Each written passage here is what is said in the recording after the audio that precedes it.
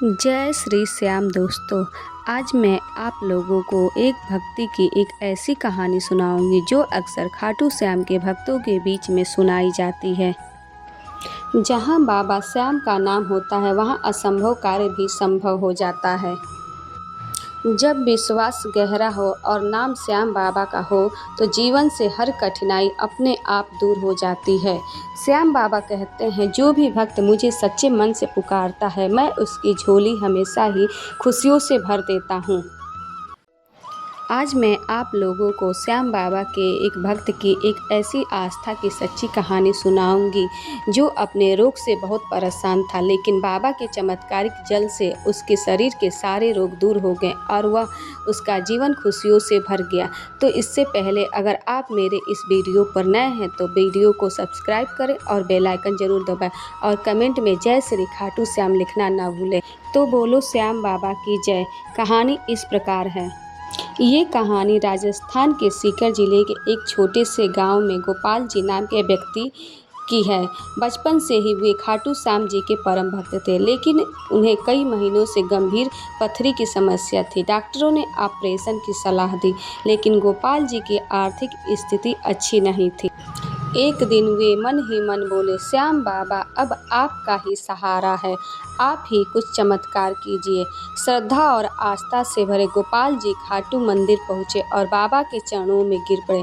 उन्होंने बाबा से विनती की, हे श्याम जी, अगर आप चाहें तो यह रोग पल भर में मिट सकता है।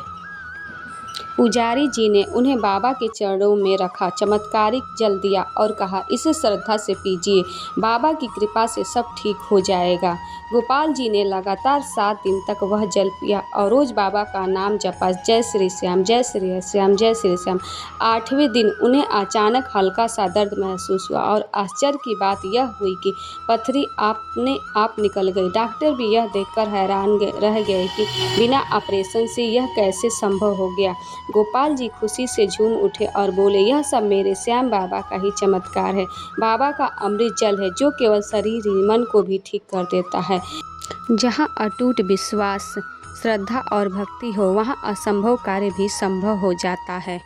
इसी तरह मैं एक भक्त की और कहानी सुनाने जा रही हूँ, जिसे सुनकर आप लोगों के मन में बाबा श्याम जी के प्रति और भी श्रद्धा, भक्ति और अटूट विश्वास हो जाएगा। तो ये कहानी इस प्रकार है।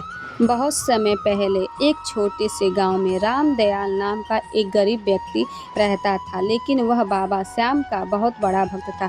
उसके पास ना तो धन था, न संपत्ति थी और ना ही कोई सहारा था, लेकिन उसके पास था बस बाबा श्याम पर अटूट विश्वास। वह हर सुबह बाबा का नाम लेकर उठता, मंदिर जाता, मंदिर में दीप जलाता और पूरे मन से श्याम बाबा का भजन गाता। श्याम बिना मेरा कौन सहारा, श्याम ही है रखवाला। प्रतिदिन वह यही भजन मंदिर में जाकर गाता और फिर बाबा का पूजा पाठ करता। समय बीतता रहा। एक वर्ष ऐसा आया कि गांव में भयंकर अकाल आ गया। खेत सूख गए, अनाज खत्म हो गया और लोग भूख से व्याकुल हो उठे, लेकिन रामदयाल का विश्वास कभी डगमगाया नहीं। वह बाबा के सामने रोते हुए प्रार्थना करने लगा, हे खाटू श्याम जी, अगर आप मेरे सच्चे सहारा हो तो इस गाँव के किसी भी प्राणी को भूखा मत रहने देना।